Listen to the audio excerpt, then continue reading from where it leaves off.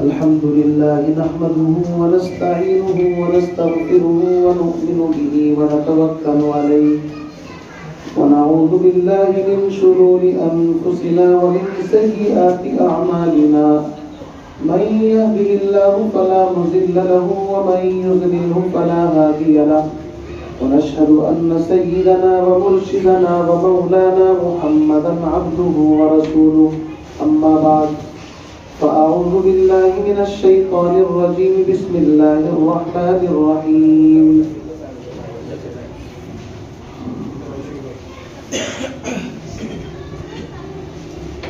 لو أنزلنا هذا القرآن على جبل لرأيته خاشعا متصدعا من خشية الله فتلك الأمثال نضربها للناس لعلهم يتفكرون. حافظ صاحب اپنے آ جائے کچھ خبریں بچھائیے جنہوں نے قرآن پاک پڑھا ہے سنا ہے وہ یہاں آ جائے گا سامنے کی طرف. کوئی ایک کپڑا لے لیجیے, مصلی لے لیجیے, آپ آ جائیں جس نے قرآن پاک سنا ہے پڑھا آگے آ جاؤ آ جائے بس وہ بچھائیے شاباش نیچے بیٹھ جاؤ بیٹھ جاؤ. وقال النبي صلى الله تعالى عليه وسلم خيركم من تعلم القرآن وعلمه. وقال النبي صلى الله عليه وسلم من قرأ القرآن وحفظه وعمله أدخله الله الجنة وشفعه في 10 من أهل بيته كلهم قد استوجب النار أو كما قال النبي صلى الله عليه وسلم. عزیز بزرگوں بھائیوں, آج ہم سب رمضان کی 14ویں رات میں قرآن پاک کی ایک تقریب, قرآن پاک کی مجلس اور عظمت قرآن پاک اور ختم قرآن پاک کے عنوان پر جمع ہوئے ہیں. قرآن پاک اتنی عظیم الشان کتاب ہے کہ اللہ خود قرآن میں فرماتا ہے لو انزلنا هذا القرآن على جبل, اگر ہم اس قرآن کو پتھر پر پہاڑ کے اوپر جبل اتار دیتے تو لرأيته خاشعا متصدعا, وہ بھی اس کی عظمت اور خشیت سے ٹکڑے ٹکڑے ہو جاتا.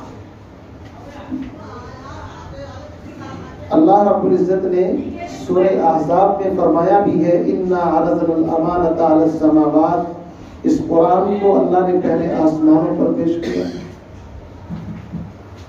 والسماوات آسمانوں پر, والارض زمین پر, والجبال اور پہاڑوں پر, سب نے انکار کر دیا, بولا تیرے اس قرآن کی عظمت کا بوجھ ہم نہیں اٹھا سکتے. لیکن پیغمبر علیہ السلام جو رحمت للعالمین ہے, شفیع المذنبین ہے, راحت العاشقین ہے, اور ہم سب کے ماوا اور ملجا ہیں, اللہ کے نبی علیہ السلام نے اپنے قلب اطہر کے اوپر اس کا بوجھ برداشت کیا. اور قرآن پاک کا بوجھ برداشت کرنے کے بعد آگے امت تک پھر یہ قرآن منتقل کر دیا کہ بوجھ تو میں اٹھا چکا ہوں, اب تو بس تمہیں قرآن پاک پڑھنا ہے اور اپنی زندگی میں آگے بڑھنا ہے. قرآن پاک اتنی عجیب اور اتنی عظیم کتاب ہے کہ تورات, انجیل, زبور, آسمانی جتنی بھی کتابیں آئی ہیں کائنات میں, آج صرف نام باقی ہے. آپ عیسائیوں سے مطالبہ کرو کہ عیسیٰ علیہ السلام پر جو اوریجنل آسمانی انجیل آئی تھی وہ دکھا دو ذرا اس کا نسخہ, تو عیسائی دنیا میں کوہرام بن جائے گا, لڑ پڑیں گے. کوئی یوحنا کھلائے گا, کوئی متی کھلائے گا, کوئی مرقس کھلائے گا. الگ الگ انجیل کے نسخے ہیں اور ان کے اوپر یہ ہوڑ مچی ہوئی ہے. ہر عیسائی پادری کہتا ہے کہ یہ اوریجنل ہے, دوسرا نہیں, دوسرا کہتا ہے یہ اوریجنل ہے, وہ نہیں. آج تک اسی کنفیوز کے اندر مبتلا ہیں، اوریجنل نسخہ وہ نہیں دکھا سکتے. کیوں؟ اس لیے کہ اللہ رب العزت نے ان کی حفاظت کی ذمہ داری نہیں دی تھی. نہ اصلی تورات ہے، نہ اصلی زبور ہے، نہ اصلی انجیل ہے، لیکن قرآن پاک جیسا لوح محفوظ میں تھا اور جیسا اللہ نے وہاں سے آسمان دنیا پر اور وہاں سے جبریل امین کے ذریعے سے پیغمبر علیہ السلام کے قلب اطہر کے اوپر اتارا، آج بھی الف لام میم سے لے کر والناس تک بالکل بعینہ وہی قرآن موجود ہے. اور دنیا کے کتنے ممالک ہیں؟ 180 اور اس سے زائد. دنیا کے کسی خطے میں، کسی علاقے میں، کسی جگہ پر آپ چلے جائیں، الف لام میم سے شروع ہوگا، والناس کے اوپر ختم ہوگا قرآن. زبر زیر نقطے تک کا آپ فرق نہیں دکھا سکتے. یہ قرآن کا معجزہ ہے، زندہ معجزہ. ہم نے اللہ کے نبی کو اپنی آنکھوں سے نہیں دیکھا، ہم نے پیغمبر علیہ السلام کے اس معجزے کو نہیں دیکھا کہ آپ نے شہادت کی انگلی آسمان کی طرف اٹھائی اور چاند 2 ٹکڑے ہو گیا. یہ معجزہ ہم صرف سنتے ہیں لیکن دیکھا تو نہیں. ہم نے حضرت صالح علیہ السلام کا معجزہ قرآن میں پڑھا ہے کہ ان کی قوم نے ایک حاملہ گابھن اونٹنی کا مطالبہ کیا جو ایک چٹان سے باہر نکل کر کے آئے. وقت کے پیغمبر نے وہ معجزہ دکھایا اور وہ حاملہ اونٹنی پہاڑ کے اندر سے نکل کر کے آئی. اس نے بچے کو جنم دیا، لیکن چونکہ وہ اللہ کی نشانی تھی، ناقۃ اللہ، جیسے کتاب اللہ، رسول اللہ، کعبۃ اللہ، ایسے ہی ناقۃ اللہ، اس ناقہ کی نسبت اللہ کی طرف تھی. ایک دن وہ پانی پیتی تھی، باقی مویشی کوئی نہیں آتا تھا، اور باقی دن دوسرے پیتے تھے، وہ نہیں آتی تھی. تو بڑی پریشانی ہوئی ان لوگوں کو، اور پھر اس اللہ کے معجزے کی بے حرمتی کی اور اس اونٹنی کے کوچے کاٹ ڈالے. فَعَقَرُوهَا فَدَمْدَمَ عَلَيْهِمْ رَبُّهُمْ بِذَنبِهِمْ فَسَوَّاهَا. قرآن میں کئی جگہ اللہ نے بیان فرمایا بالآخر اس قوم پر اللہ کا عذاب آیا اور وہ اونٹنی کا بچہ واپس اسی پہاڑ میں چلا گیا. یہ قرآن نے واقعہ بیان کیا، لیکن نہ آپ نے دیکھا نہ میں نے دیکھا. قرآن پاک میں موسیٰ علیہ السلام کے عصے کا ذکر ہے. لاٹھی زمین پر ڈالتے تھے، سانپ بن جاتی تھی. فَإِذَا هِيَ حَيَّةٌ تَسْعَىٰ قَالَ خُذْهَا وَلَا تَخَفْ. آج بھی وہ مصر کے اندر جو عجائب گھر ہے وہاں رکھا ہوا ہے، لیکن آج اس کی وہ تاثیر باقی نہیں ہے. سینکڑوں ولی غوث کتب ابدال اس کے پاس جائیں، زمین پر 100 مرتبہ ڈالے اٹھائے، ازدہا نہیں بنے گا. اس لیے کہ نبی کا معجزہ نبی کی زندگی کے اندر ہوتا ہے. جب تک نبی ہوتا ہے اس کا معجزہ ہوتا ہے. نبی چلا گیا، معجزہ ختم. لیکن 2 جہاں کے سردار جناب محمد عربی صلی اللہ علیہ وسلم کی فضیلت اور آپ کا شرف اور کمال یہ ہے کہ آپ دنیا سے پردہ فرما گئے، لیکن آپ کا معجزہ قرآن آج بھی زندہ ہے. موسیٰ علیہ السلام کا معجزہ زندہ نہیں ہے. عیسیٰ علیہ السلام کے بارے میں قرآن خود کہتا ہے وَيُعَلِّمُهُ الْكِتَابَ وَالْحِكْمَةَ وَالتَّوْرَاةَ وَالْإِنْجِيلَ وَرَسُولًا إِلَىٰ بَنِي إِسْرَائِيلَ أَنِّي قَدْ جِئْتُكُم بِآيَةٍ مِّن رَّبِّكُمْ أَنِّي أَخْلُقُ لَكُم مِّنَ الطِّينِ كَهَيْئَةِ الطَّيْرِ بِإِذْنِي فَتَنفُخُ فِيهَا فَتَكُونُ طَيْرًا بِإِذْنِي وَتُبْرِئُ الْأَكْمَحَ وَالْأَبْرَصَ بِإِذْنِي وَإِذْ تُخْرِجُ الْمَوْتَىٰ بِإِذْنِي. قرآن نے کہا وہ پرندے کی شکل بناتے تھے، مٹی سے پھونک مارتے تھے، پرندہ بن کر کے اڑ جاتا تھا. مادرزاد اندھے کی آنکھوں پر اگر ہاتھ پھیر دیتے بینائی واپس آ جاتی تھی. کوڑ کے مریض کے اوپر دم کر دیتے، شفا مل جاتی تھی. اور تو اور اگر قبر کے پاس کھڑے ہو کر کے کہہ دیتے قم باذن اللہ، اللہ کے حکم سے کھڑا ہو جا، تو مردہ کھڑا ہو جاتا تھا. یہ سارے معجزے صرف عیسیٰ علیہ السلام کی زندگی میں تھے، آج باقی نہیں ہے.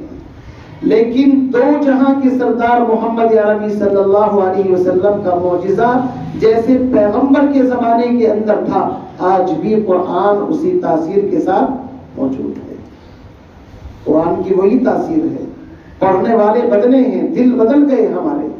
یہی قرآن تھا، لوگ اس کو پڑھ دیتے تھے، ایک آیت پڑھ دیتے تھے.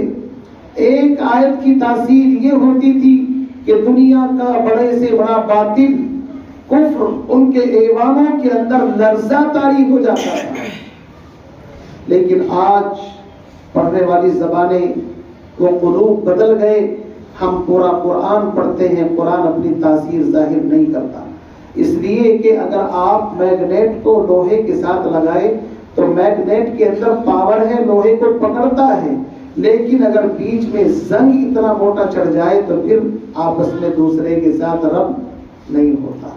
آج امت نے پیغمبر علیہ السلام کی زندگی سے منہ موڑا، شریعت سے، سنت سے منہ موڑا، منمانی زندگی گزاری، تو آج قرآن کی وہ تاثیر نظر نہیں آتی.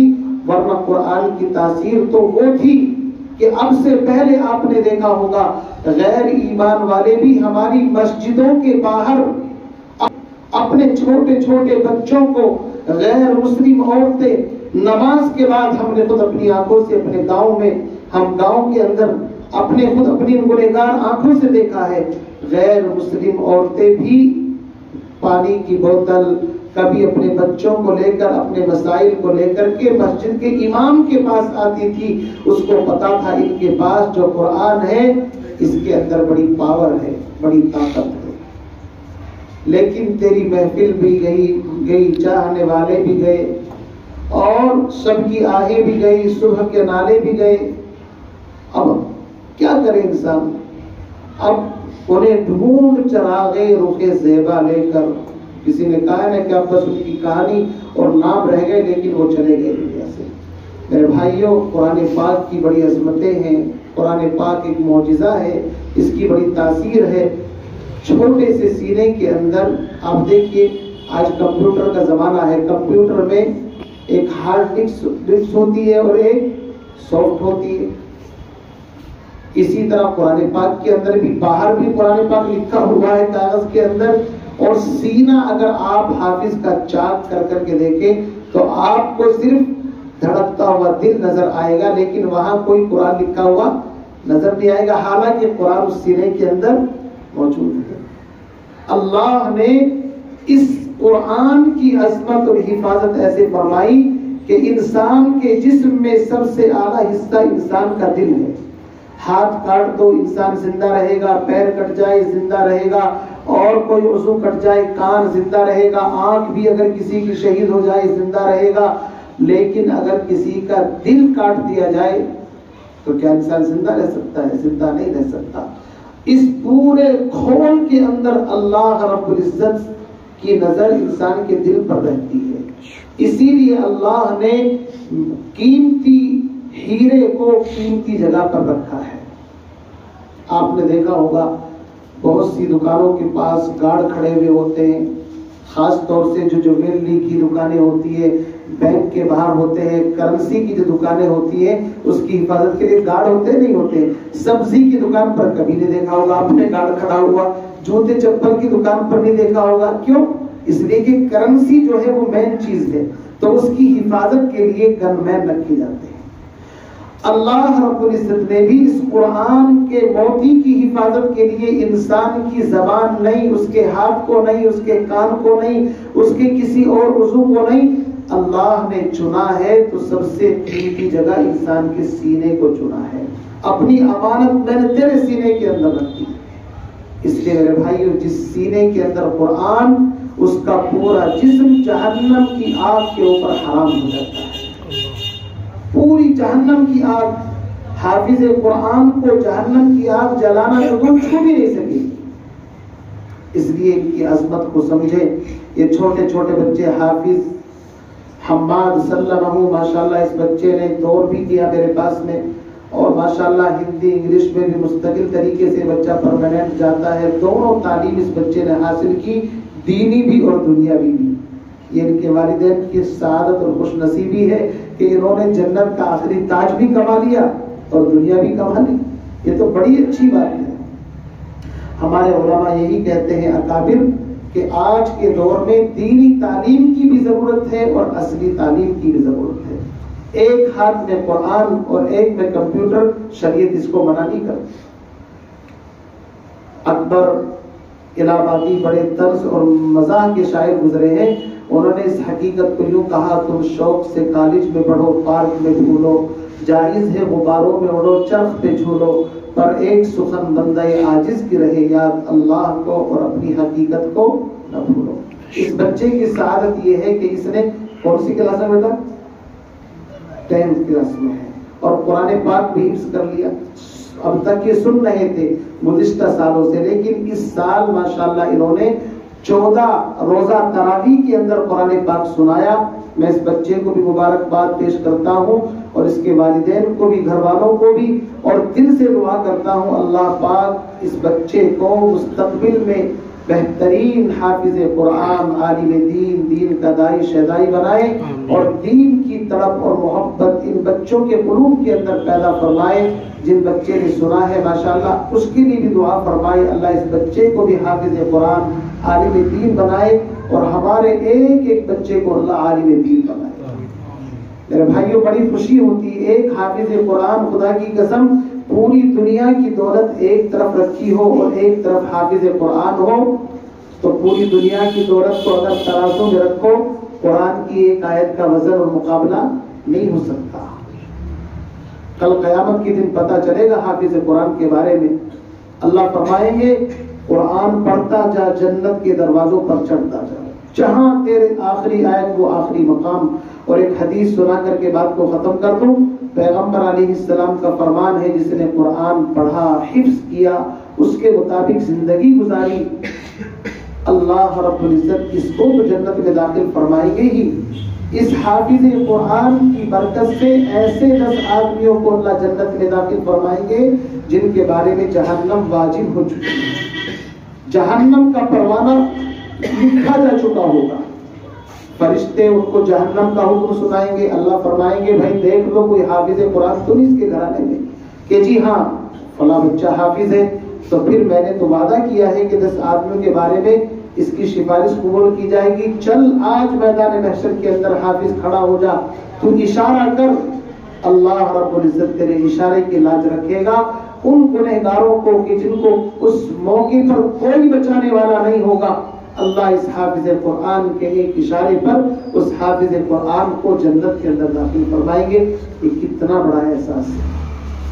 آج دنیا کے اندر آپ نے دیکھا ہوگا جو VIP لوگ ہوتے ہیں ان کو حکومت کی طرف سے اسپیشل رعایتیں ملتی ہیں، ان کے کارڈ بنا دیے جاتے ہیں، ٹرین میں سفر کریں گے تو آپ یہ کارڈ دکھائیں گے آپ کے لیے سیٹ کا انتظام ہوگا، پلین میں سفر کریں گے تو آپ کے لیے بہترین انتظام ہوگا۔ اللہ رب العزت ان حافظ قرآن کو ایسا کارڈ عطا فرمائیں گے میدان محشر میں کہ جس کو دیکھ کر کے لوگ خوش ہوں گے۔ فَأَمَّا مَنْ أُوتِيَ كِتَابَهُ بِيَمِينِهِ فَيَقُولُ هَاؤُمُ اقْرَءُوا كِتَابِيَهْ، وہ چلا کر کے کہے گا لوگوں تم مجھے حقیر سمجھتے تھے لیکن آج میں کامیاب ہو گیا، لو میرا رزلٹ دیکھ لو، تم کہتے تھے حافظ قرآن کیا کرے گا، کہاں سے کھائے گا، کیسی زندگی گزارے گا، آج دیکھو میدان محشر میں هَاؤُمُ اقْرَءُوا كِتَابِيَهْ اپنا رزلٹ دکھائے گا، لوگ خوش ہوں گے۔ وَأَمَّا مَنْ أُوتِيَ كِتَابَهُ بِالشِّمَالِ، اور جس کو بائیں ہاتھ میں دیا جائے گا نامہ اعمال تو وہ کہے گا یا لیتنی لم اوت کتابیہ، کاش مجھے یہ رزلٹ نہ ملتا، میں تو ناکام ہو گیا۔ اس لیے میرے بھائیوں اس قرآن کا انعام دنیا میں بھی ملتا ہے اور انشاءاللہ آخرت میں تو ہے ہی اس کا بڑا انعام۔ ساری ڈگریاں موت پر ختم، بڑے بڑے MBBS پروفیسر PhD ڈاکٹر پوری زندگی محنت کریں، سائنسداں بن جائے، پروفیسر بن جائے، کتنا بھی کچھ علم حاصل کر لے، موت آئی تو ڈگری ختم، باپ کی ڈگری بیٹے کے کام نہیں آ سکتی۔ لیکن قرآن وہ چیز ہے آپ دنیا سے جائیں گے تو بھی آپ کے سینے کے اندر، قبر کے اندر کام آئے گا، میدان محشر کے اندر کام آئے گا، پل-صراط پر کام آئے گا، اور جب ترازو میں اعمال تولے جائیں گے وہاں پر کام آئے گا۔ بالآخر جب تک جنت کے اندر نہیں پہنچا دے گا تب تک قرآن تمہارا پیچھا نہیں چھوڑے گا۔ اس لیے میرے بھائیوں اپنے بچوں کو حافظ قرآن بنانا ہے، بنائیں گے نہیں بنائیں گے انشاءاللہ۔ اللہ تعالی ہمیں تمام اپنے بچوں کو حافظ قرآن بنانے کی سعادت اور توفیق نصیب فرمائے۔ وآخر دعوانا الحمدللہ رب العالمین۔